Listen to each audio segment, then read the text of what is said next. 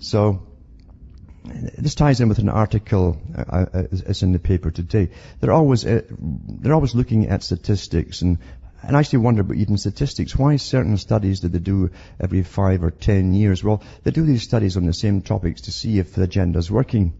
That's why it's done, you see. And this article here is from the Associated Press.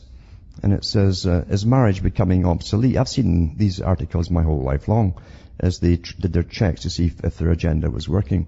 It says, as families gather for Thanksgiving this year, nearly 1 in 3 American children is living with a parent who is divorced, separated, or never married. More parents are accepting the view that wedding bells aren't needed to have a family. A study by Pew Research Center in association with Time magazine highlights rapidly changing notions of the American family. And the Census Bureau, too, is planning to incorporate broader definitions of family when measuring poverty, a shift caused partly by recent jumps in unmarried couples living together. It says about 29% of children under 18 now live with a parent or parents who are unwed or no longer married, a 5-fold increase from 1960, according to the Pew report being released Thursday. Broken down further, about 15% of parents who are divorced or separated and 14% who were never married. Within those two groups, a sizable chunk, about 6%, have parents who are live-in couples who opted to raise children together without getting married.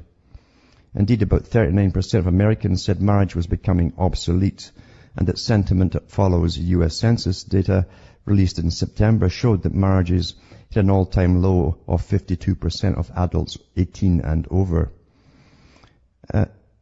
Then they go into it says, when asked what constitutes a family, see, they're redefining it all the time. As you well know, if you watch the comedy shows, that's how they always introduce the new things through comedy, which otherwise you wouldn't get a laugh at. It'd be too serious if they didn't. It says, when asked what constitutes a family, a vast majority of Americans agree that a married couple with or without children fits that description, but 4 of 5 surveyed pointed also to an unmarried opposite-sex couple with children or a single parent. 3 out of 5 said a same-sex couple with children was a family because they watch TV a lot.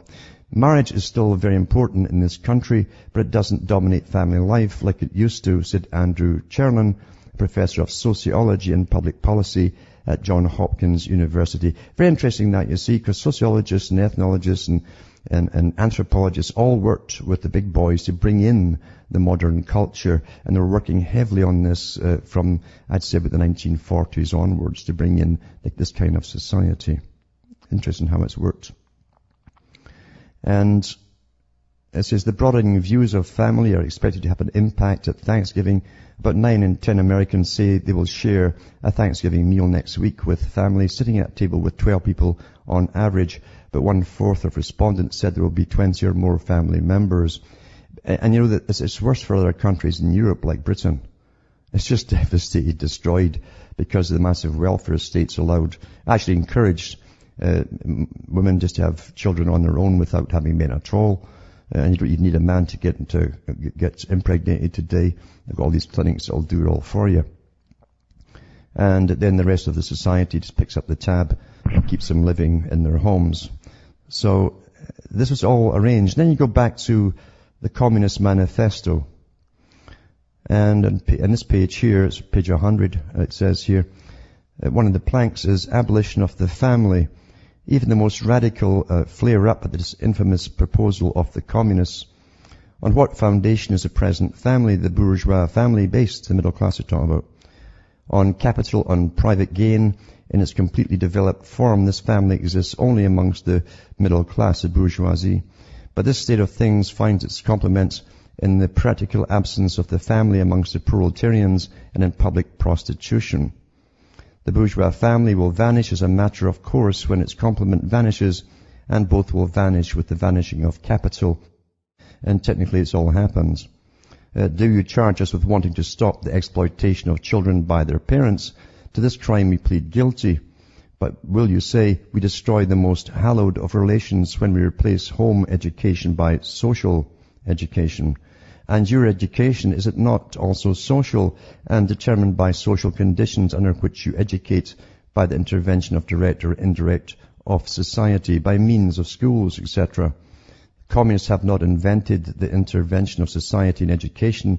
They do but seek to alter the character of that intervention and to rescue education from the influence of the ruling class.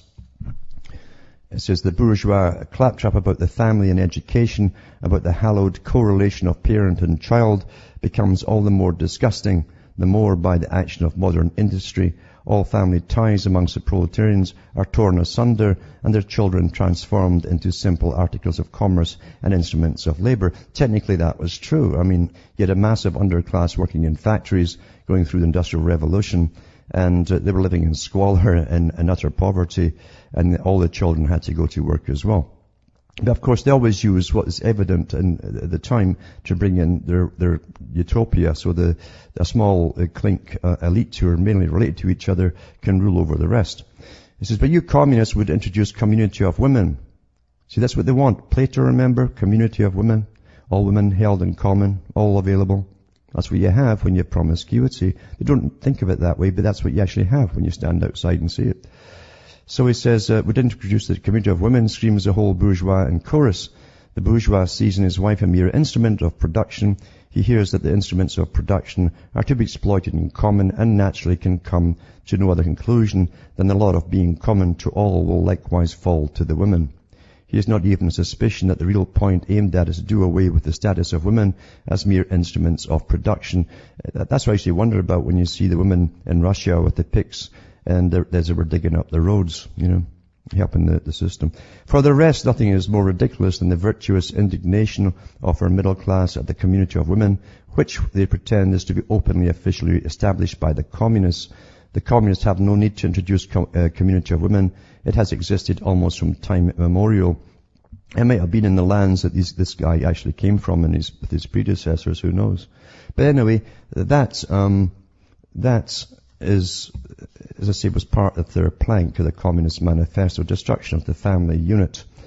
And then they would have their planned society. Again, they also wanted to decide who would breed and who would not breed too, if they could bring it into full production that way. Their whole plan and agenda. But as I say, in the West, they have to use a different tactic. And they tailor-made them slightly different from each other, from Britain to the US and so on, according to the present cultures that they had. Now remember, Carroll Quigley was the historian and a member of the Council on Foreign Relations. And Carroll Quigley was all for whatever they did. Now remember, the Council on Foreign Relations works with its daddy in Britain, which is the Royal Institute of International Affairs. Remember, it's the Royal Institute for International Affairs. If you're all thinking it's just like another communist organization, it's got a royal charter to exist. It's above government, you might say. And it says here in Tragedy and Hope on page 1263, it says, behind this protective barrier, a new teenage culture has grown up. This is in the 60s he's talking about. Its chief characteristic is rejection of parental values and of middle-class culture. What a coincidence, eh? It's all coincidences we're reading here. In many ways, this new culture was like that of the African tribes. Its tastes in music and the dance, its emphasis on sex play, its increasingly scanty clothing, its emphasis on group solidarity, the high value it puts on interpersonal relations, especially talking and social drinking, and drug taking, I should add to it. It's almost total rejection of future preference and constant efforts to free itself. Back with more after this break.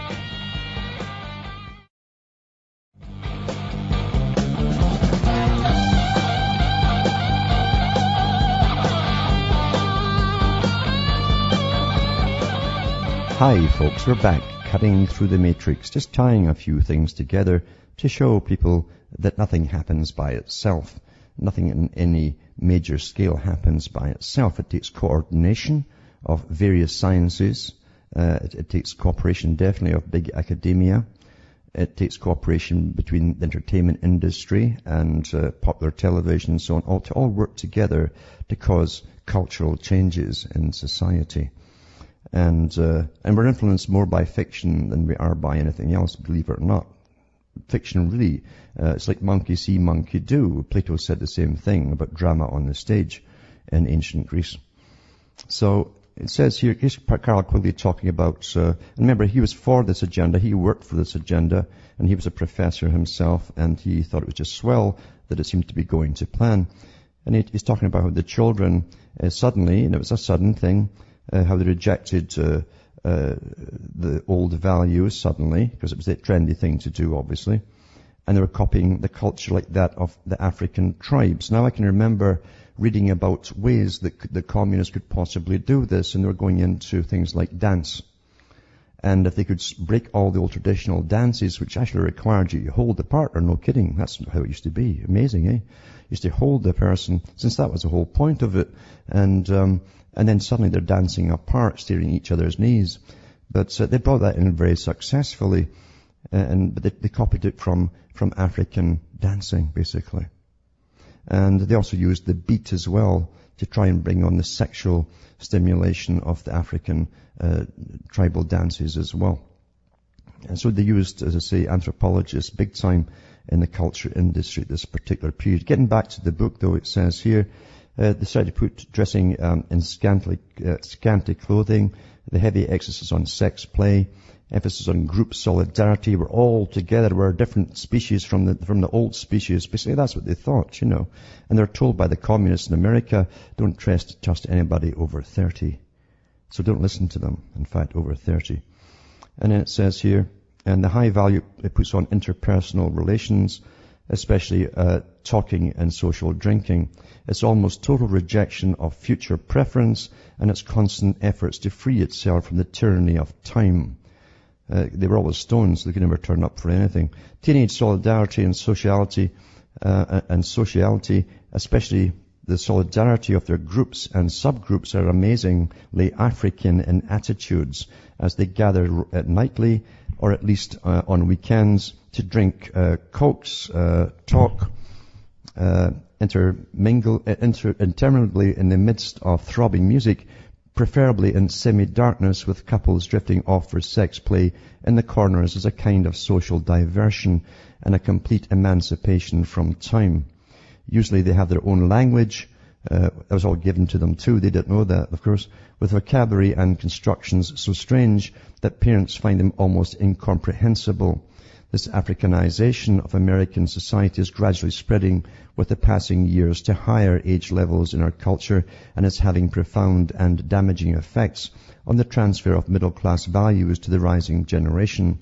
A myriad of symbolic acts over the last 20 years have served to demonstrate the solidarity of teen culture and its rejection of middle-class values.